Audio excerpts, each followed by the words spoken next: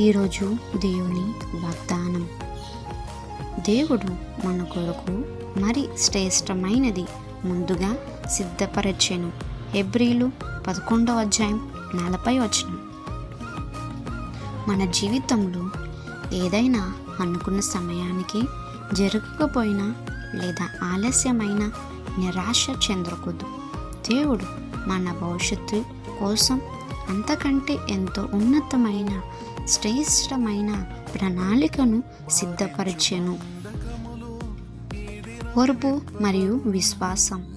కష్ట సమయంలో అధైర్యపడకుండా దేవుని నిర్ణయంపై పూర్తి నమ్మకం ఉంచాలి. ఉన్నతమైన భవిష్యత్తు. ప్రస్తుతి పరిస్థితుల కంటే రాబో రోజులో మనకు మరింత మేలులు జరుగుతాయని విశ్వాసం ఉంచాలి.